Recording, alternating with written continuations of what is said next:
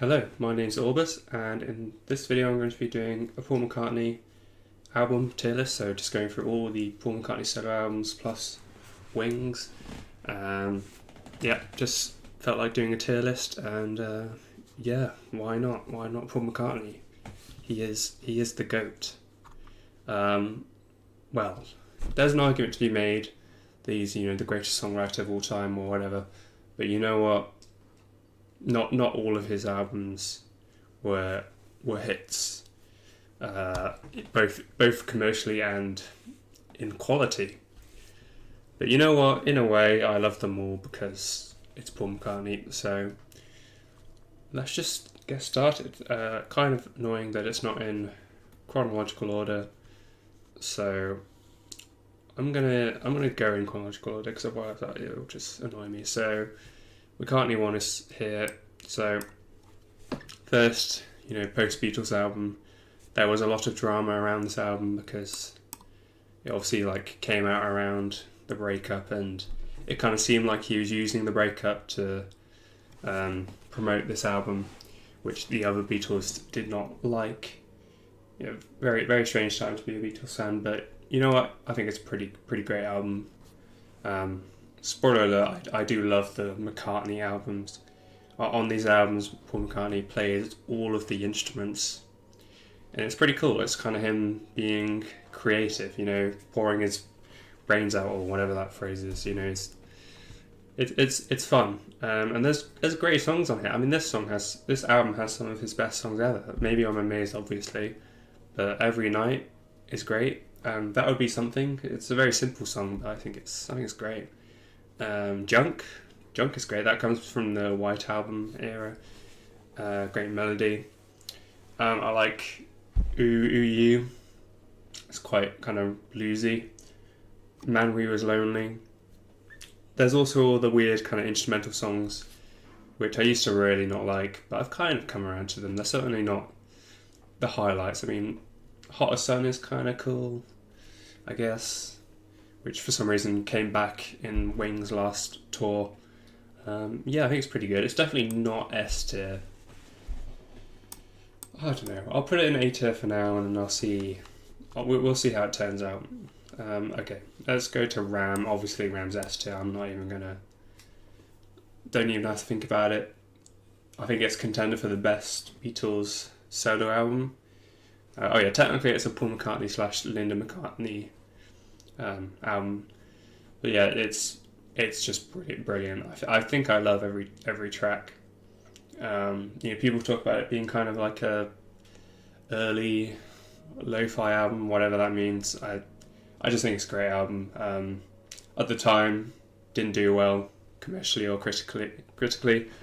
Uncle Albert was a pretty big hit in the US, which is kind of bizarre. It's quite.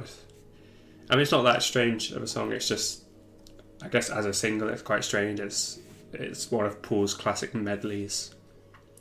It's one of the best songs on the album. Another Day comes from this period. It's not on the album, but that's a great song from this period. And obviously, this also came out during the John Paul feud. So you have Too Many People, which is definitely at least hints at John and Yoko. But that doesn't really matter. The album's just great. I couldn't even name highlights. I mean, Monkberry Moon Delight is brilliant. Too Many People, which I just mentioned, is one of the best Paul songs in my opinion. Dear Boy.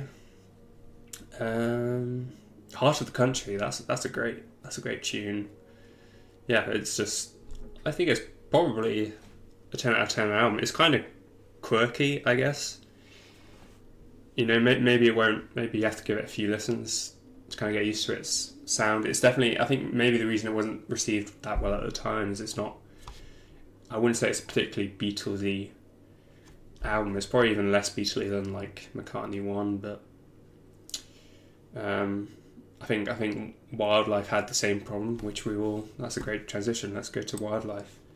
This is a very interesting album to talk about because, it's pretty polarizing. It completely flopped at the time. I think the whole Wings thing just didn't really work at first. He wanted to I don't know what he was trying to. I guess he wanted to go back to kind of the early Beatles period. He wanted to do small shows, and they were doing like for this album, the Wings were doing like university shows, and they weren't playing any Beatles songs, I believe. This album was made very quickly, which you can kind of tell. I think this album, personally, I actually like this album quite a bit. It took me a while, but it's obviously not the best Wings album. In fact, it might even be the worst one. But the only song I actually don't like is probably Bit Bop. I mean, that just sounds like a demo that shouldn't have seen the light of day. But the rest of the album I like. But I do have complaints. One of them being the songs are way too long. I mean, the title track, which might have been released as a single, I don't know, that might be wrong. I like it, but why is it over 6 minutes? It's not, and it doesn't really have different sections. It just drags on. I guess he thought he had a lot to say. It's probably one of his most like, I don't know, preachy songs.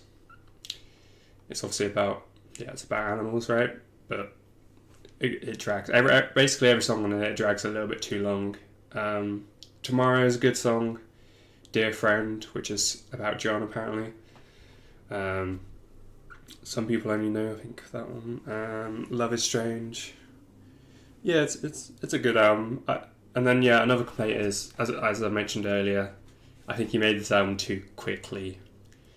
I think maybe if the songs had a bit more time to be developed, maybe it would have been a bit better. Yeah, it's a bit rushed, but it's good. I don't really. I'll put it in C for now. I sort of know in my heart it's probably a D-tier album, but I like it. What can I say? Okay, Red Rose Speedway. It feels like more of an attempt to make a commercial album. I don't know if I feel like Wildlife wasn't really intended to be that commercial, but then it did so badly that he had to kind of compensate for it. I don't know. It feels more like a studio album. It obviously has the massive hit My Love, which is probably the worst song on the album. No, I don't know if it's the worst song on the album, but it's not a highlight for me. This is another pretty polarizing album. Interestingly, I think Wings and Paul wanted this to be a double album, but the record company pressured him into making it a single album. And I think maybe if it had been a double album, it would have been better, because I do recommend, if you haven't heard them, you can listen to the double album version, or if you just go on Spotify or wherever you can find the archive version of this album, and it includes all the songs that were going to be on the double album. And honestly, the songs that didn't make it onto the album are better than a lot of the songs that did make it on. So I recommend you hear that, especially they left off a lot of the rockers, Best Friend. I think there's a song called 1882. I think for the main album they stuck to the more mellower, ballady songs, I guess, piano-based songs. I think it's because My Love was such a big hit. Maybe I can't remember if that song came out as a single before or not, but I don't know. The album as it is, I like it for the most part. I like basically every track except I think the medley at the end's pretty weak. I think there are bits of it that's okay, but I'm not a big fan of it. I don't really like the instrumental, which has a slightly dodgy name. It's sort of this. It is different from Wildlife, but it's the same kind of thing. It's not really. I don't know. It's not that good, but I think it's overhated, I guess. Single Pigeon is my favourite song on the album. That's a nice song. Feels like a White Album type song. Okay, let's move on. I feel like I'm spending way more time on each album than I thought I would be. Okay, Band on the Run. Well, one more thing I want to say about this album. I think originally the producer for this album was Glyn Johns, the guy that was going to produced Let It Be and also produced the first Led Zeppelin album, but he walked out. He quit because he couldn't handle. I don't know the exact reason, but I think he just didn't like the vibe. He didn't like the energy. So I just think that's interesting. So okay, Band on the Run. Okay, I guess it does have to be S tier. I mean, come on, it's Band on the Run. You know, Paul had a pretty difficult first few years after the Beatles. I mean, you'd think Paul would have had the most successful career. I mean, he did in the end, but he might have been the one struggling the most at first after the Beatles breakup to actually have hits. I mean, Ringo was doing better than Paul was until this album came out. Although actually, I think when the album first came out, it wasn't that big of a hit. I think it took a while. It was kind of a sleeper hit. Like, it took a year or so for it to really pick up. So yeah, probably best. Yeah, a lot of people would say this is the best thing Paul made after the Beatles. I would still say Ram. I think Band on the Run feels a bit more commercial than Ram. I mean, the title track's maybe my favourite Paul song. It's brilliant. It's kind of a medley, but actually good, unlike the one on Red Rose Speedway. 1985 is another one of my favourites. Mrs. Vanderbilt. Let Me Roll It. Is that what it's called? Yeah. And Jet, obviously. I mean, this album's so good. It feels like a greatest hits album. I mean, I'd rather listen to Band on the Run than this, which I don't know why it's on here, but yeah, I don't have too much more to say about this album. It's great. It's Band on the Run. It's great. Okay, Venus and Mars. Kind of continuing the commercial streak. Also very successful. I mean, Wings were like around this time were massive. Venus and Mars, I've always kind of seen as like a slight step down from Band on the Run, but it's still great. Listen to What the Man Said, one of my favourites of Paul. Letting Go, obviously great. Rock, what's it called? Rock music? Maybe? I can't remember. I think it's called Rock Music. That's a good song. Also, finally, the other members of the band actually get songs on this album, which they were meant to on Red Rose Speedway. So, Medicine Jar is good. I like that song. Spirits of Ancient Egypt, also great. Also Magneto and the Titanium Man, I like that song. Call Me Back Again. There's a few songs, there's like 2 or 3 songs I'm not that big on. But overall, I think it's great. I love this album. I just think it's not quite S tier. But I would say that they continued a streak here. And I think they did continue that streak with Wings of the Speed of Sound. But I feel like the ratio of great songs to not great songs is shifting here. Silly Love Songs, obviously great. Let 'Em In, Beware My Love, and She's My Baby. I love those 4 songs. Some of the best Wings songs. But the rest of the album falls a little short, in my opinion. So we're sort of, out of nowhere after Red Rose Speedway, they kind of peaked with this album, and it's kind of step down with each album after that. I mean, I like it, but I wouldn't say I go to it that much. Just the specific songs on here. I feel at this point I should talk about Wings Over America, which I wish was here, because I think you could argue that Wings Over America is actually the best Wings album. It's brilliant. It's a triple album, so it's not an album you can really sit and listen to the whole thing, but it's great because it's as a live album, it's Wings at their peak. So a lot of the songs are kind of better on that album, especially on the songs from Venus and Mars. They just hit a little harder.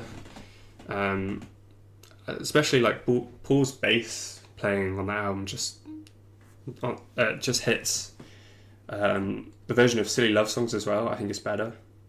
And Maybe I'm Amazed, I think that version's better as well. And there's like 4 Beatles songs included on there. They're actually quite good. So if you're a Wings fan and you haven't heard Wings Over America, I recommend it. Obviously, it's quite hard to listen to it from front to back, but just, listen to bits of it. The version of Band on Their Own is brilliant as well. I just feel I have to mention it because I just think it's better than most of these albums, except maybe Band on Their Own. I think Band on Their Own is kind of perfect at it as it is. But okay, let's move on. So Venus and Mars is a step down. I think Speed of Sound is another step down, and I think London Town is another step down. I'm not really into this album, and I'm almost tempted to put it in D tier, but I won't because of what is coming. London Town, I don't know. I mean, Wings, the thing about Wings is that they are great, but if you're comparing them to the Beatles, I mean, they did well as a commercial band, but they were never really that forward-pushing. Paul, he wanted to be commercial, he wanted to be popular, he wanted to have hits, and he was good at that. He's one of the best. But I don't know. I guess what I'm trying to say in regards to London Town, it's just kind of nothing. I don't get much from this album. It's fine as a slightly commercial pop album. With a Little Luck's probably the best example. I like that song, but it's I don't know. I just think sometimes Paul's failing is his constant attempt at reinventing himself and being commercially relevant. But sometimes that's also the good thing about him. I guess it depends on the era, but there's a reason that none of the Beatles were really critically as well reviewed as they were when they were in the Beatles, because there just wasn't much experimenting. There wasn't much like trying to push what is possible with music. It's just like with an exception. Okay, I'm going to stop rambling. Let's move on to Back to the Egg, which I think is a step up from London Town. I like Back to the Egg. It's not like a return to Band on Their Own form, but I think the best songs on here I like a bit more than the best songs on London Town. I think Getting Closer is one of my favourite Wings songs, and Arrow Through Me I love. It's almost got a Stevie Wonder vibe.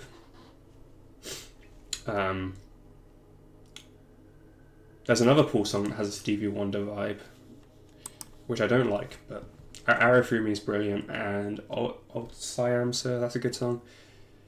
I like this album, and I think it's a shame that Wings broke up, but maybe it was for the best. So I don't need to go into that story. Oh my god, I'm too much of a Beatles fan that there's so many different tangents I'm constantly trying to stop myself from going on. Okay, because every album has its own interesting stories. But let's move on to McCartney II, which I think is probably the most interesting thing Paul did after the Beatles. This album's weird. It's pretty weird. Some songs on here aren't that weird. I mean, One of These Days, Waterfalls, a fairly standard Paul affair.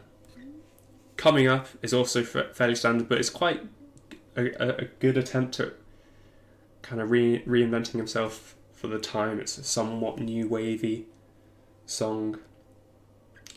But yeah, like McCartney 1, he's playing all the instruments, but it's more of an electronic leaning album. It's a bit more experimental.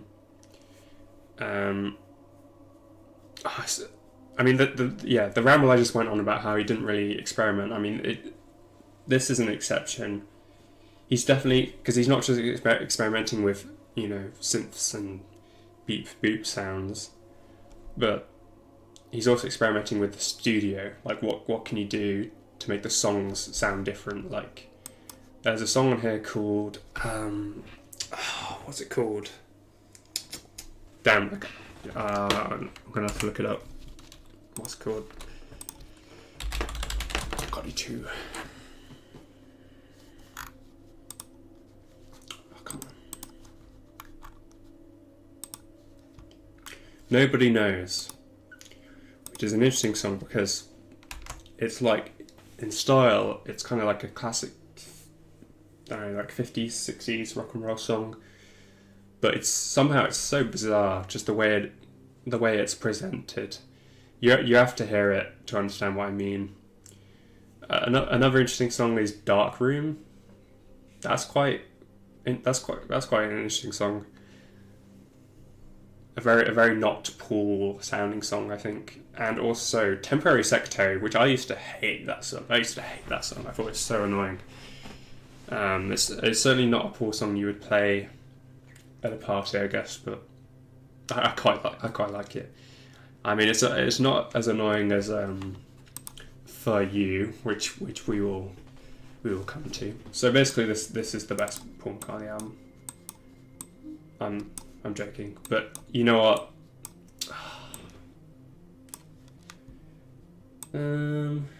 Yeah, I'll put an 8 here. It's an 8 here. I don't care what anyone says. Just for what it's trying to do. You know, I just think it's one of his most admirable things that he's done ever. So there you go, McCartney II. Okay. Tug of War. This is a good album. It is a good album. Another kind of Paul reinventing himself commercially, and I would say this was a successful attempt at trying to kind of 80s-ify himself, but it doesn't go too far. You know, it's commercial, but it's very versatile. Like the best Paul albums. Every song on this album is almost like a different genre, which I think is cool. I don't think it's perfect. I don't like Ebony and Ivory particularly. I wish I did, because I really like Stevie Wonder, but I'm gonna have to look at the track list, because I haven't listened to it as much as other Paul albums, but yeah. So Tug of War is a good song. Take It Away is great. Yeah, Somebody Who Cares, pretty good. The ballads on this album are pretty good. I like What's That You're Doing Here Today. Ballroom Dancing is kind of annoying. Pound is Sinking is kind of I actually don't remember that song. Wanderlust is good. Get It, can't remember. Just Me as a Rob is I kind of like. Yeah, it's a good album. It's a good album. That's all I have to say. Press to Play. Fuck it. It's a detail. I don't like this album, man. You know, it's meant to be almost a companion album to Tug of War. You know, but it just falls flat. It's commercial Paul, but it's bad commercial Paul.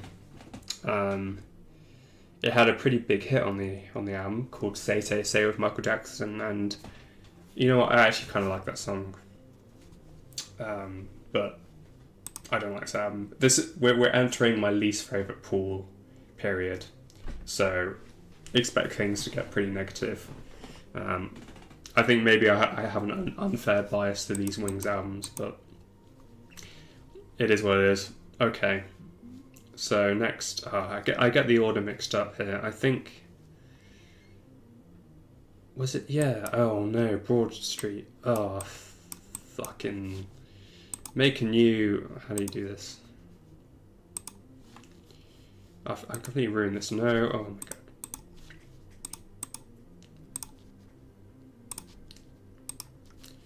We need a new tier list for this fucking album. Okay. Broad Street. Bad. What is this, Paul? What are you doing, mate? This movie, I have not watched this movie, but I'm aware of its reputation. I've seen scenes of it. I don't know what he was doing. This is literally like the whole Magical Mystery Tour thing again, but much more questionable. The interviews for this movie were bizarre, and the album is just worthless. It's all Paul re-recording Beatles songs. They're all worse versions. The only saving grace of this album is No More Lonely Nights, which I think is quite a good song. It's got David Gilmour on it. It's a very 80s song. It's obviously a song written to be a hit, but I quite like it. I think there might be another original song on there, but I don't remember. This album, you don't have to listen to this album. You could skip this album. It shouldn't even count. Just listen to No More Lonely Nights and you're fine. Okay, Flowers in the Dirt. Wait, why did I put London Town in C tier? Fuck this album. I don't like. Okay, because I was about to say Flowers in the Dirt. It's kind of, for me, similar vibe to London Town. There's like a couple good songs. I like My Brave Face. And there's another song on here which I like, but I've forgotten what it's called. Yeah, whatever. It is an album. It's an album, and it has songs on it. So, good job, Paul. Okay, press to play. I don't know, man. This is like the most forgettable album Paul's ever made. Again, I think he was trying to reinvent himself again, commercially. You know, I think he wanted to sort of. Obviously, I think he was probably a bit butthurt over the whole Broad Street reaction. So, I think he wanted this to be another kind of return to commercial form, but it was not successful. So, I've maybe listened to it like once or twice. Only Love Remains is alright, but another skip. Okay, Russian album I haven't listened to. I haven't really listened to the cover albums because I just don't care. Who cares? Okay, Off the Ground. Wow, I'm being very harsh. Yeah, it's the same level as these albums. I think I like it a little bit more than Flowers in the Dirt and Press to Play. London Town's probably a bit better. Off the Ground, I like the single. It's Hope of Deliverance. I don't mind that song. There's probably a couple other good songs, but again, not really Paul at its best. Okay. Let's get a bit more positive, shall we? Flaming Pie. What the fuck? This is like one of his best albums. I mean, I don't know what happened here. He had a streak of like just the middest albums ever, and out of nowhere, he just makes one of his best albums. I love this album. I don't even think that there's like a bad song on here. He was cooking. I don't really know much about the background of this album. It came out in the late 90s. I think there's a lot of people involved in this album, and that might be what helped. I think Jeff Lynne is involved. I think Ringo's on this album. Obviously Linda's on this album. So I don't know. I guess songwriting wise, he was on fire. He was working with great people. I think this came out like around the time of the anthology, the Beatles anthology project. So maybe something about revisiting the Beatles days fueled this album. Calico Skies, probably my favourite song on the album. That's such a lovely song. Great Day, really nice. That's the kind of song I listen to put myself in a good mood. It's very optimistic, very happy. What else is on there? Little Willow, Beautiful Night, great song. Young Boy, Songs We Were Singing. Yeah, I like every song on this album. You know, I'm almost tempted to put an S tier, but that would be a bit stupid. And maybe I'm being a bit crazy putting it above Venus and Mars. Because the best songs on Venus and Mars are probably better than the best songs on Flaming Pie. I don't know. It's fine. That's fine. Complain if you want. So yeah, great album. Did he continue the streak? What do you think? No, he didn't. Okay, I haven't listened to this album. Driving Rain. Nah, this ain't it. This ain't it, Paul. Yeah, similar thing to like press to play. I've maybe listened to it once. I just think there's nothing to it really. I just think it doesn't really have anything to offer. The songwriting's just not there. I don't really like how the album sounds. I just think it's like the most forgettable album he's ever made. So what is this album cover? So yeah, Paul fell off. Anyway, Chaos and Creation, great album. Okay, no, it's B tier. I used to think it was A tier, but I've kind of it's gone down a little bit for me. But yeah, it's a really good album. Jenny Wren, honestly, one of the best songs he's ever written. So if you're not a fan of like late period Paul, I would give that song a listen. And also, This Never Happened Before. Great song. Probably should have been the main single and not Fine Line, which is actually I think one of the weaker songs on the album, but it's pretty decent. And an underrated track from this album is A Certain Softness. I've always liked that song. It's got like it's like a love song, but it's also got like a slightly creepy vibe. Oh, also this album is produced by Nigel Godrich, is that how you say his name? Who is Radiohead's producer. Now, don't expect this album to sound like Radiohead, but I do think that he probably contributed to the quality of this album. Better than whoever was on this album. I think he pushed Paul, which is obviously a dangerous game to play because I don't think Paul likes that. I don't think he deals well with ego clashes, but I think Nigel Godrich pushed Paul to contribute his best work. So great album. Okay, let me really think about this. Yeah, it's fine for now. I think I need to re-listen to this album to decide exactly where it goes, but I think that's fine. Yeah. Is Speed of Sound better? It might be. I don't know. Let's just move on. I think Memory Almost Full is next. Nah, I don't really like this album. Yeah, I think There is fine. Okay, production-wise, like sound-wise, the way it sounds, I think this is like the worst sounding Paul album. I think this is kind of, very of its time, just, the kind of MP3 internet era. It's got that, there's like a term for it, it's like the noise. I can't remember what it's called, but it's a very noisy sounding album. Like all of the tracks, I don't know how you say it, like in the mixing, it's all kind of put to the same volume.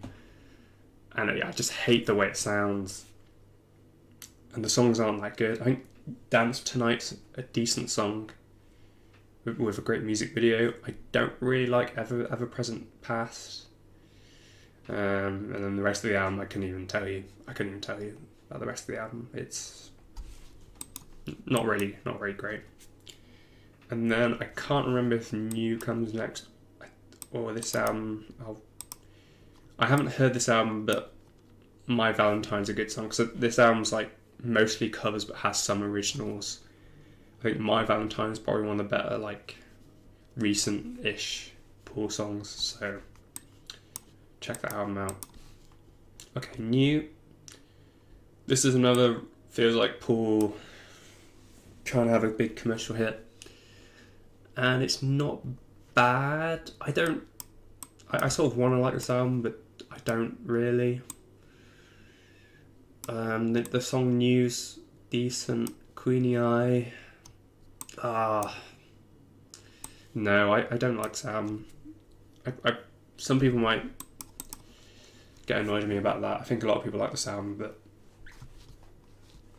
I should give it another go, but it's just not. I don't know, it's too like. I don't want to say commercial because that's stupid. All of Paul's albums are commercial except McCartney II, but I don't really like the way this album sounds, I guess. So there you go. Egypt Station. I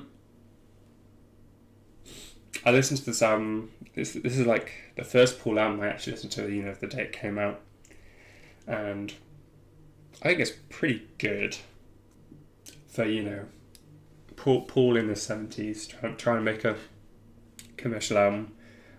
It's not bad. I like it more than you. I like it more than you.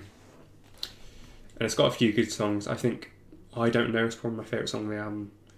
I think that's a great song. And then Come On To Me and Who Cares are pretty good rockers. But I'm going to have to address the elephant in the room. This album contains my least favourite Paul song of all time. For You.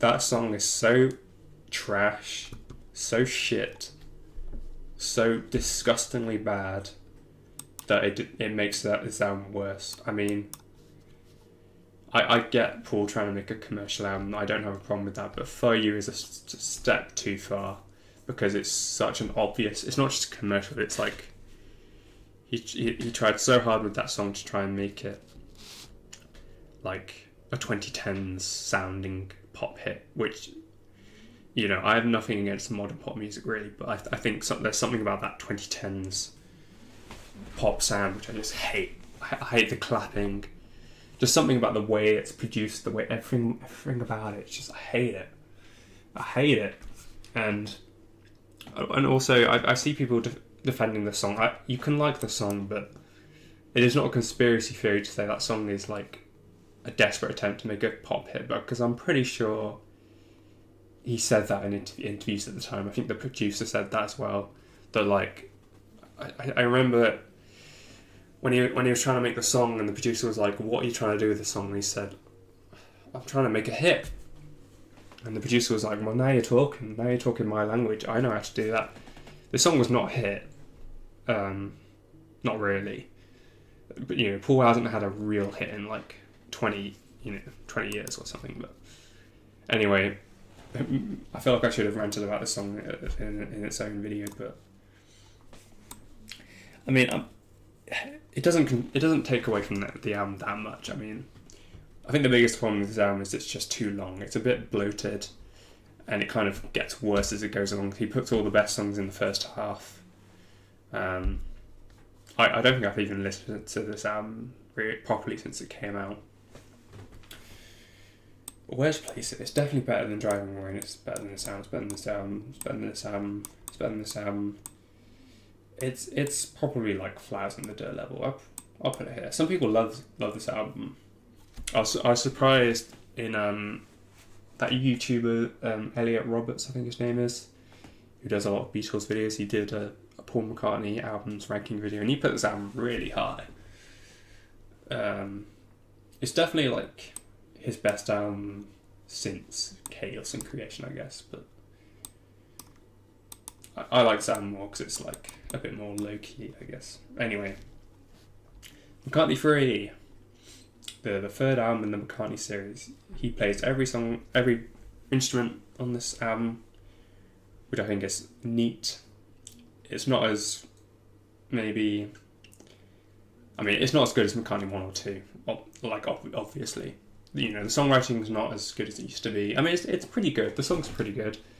I think his voice probably takes away from it a little bit, unfortunately. I think he does try to write around his voice, but it does take, like, you know, a song like Kiss of Venus just would sound a lot better, you know, if young Paul were singing. I mean, that's not really a valid criticism, I guess. The songs are good. It's a fun listen because I just like hearing Paul have fun, be creative. It's not like Egypt Station. He's not really...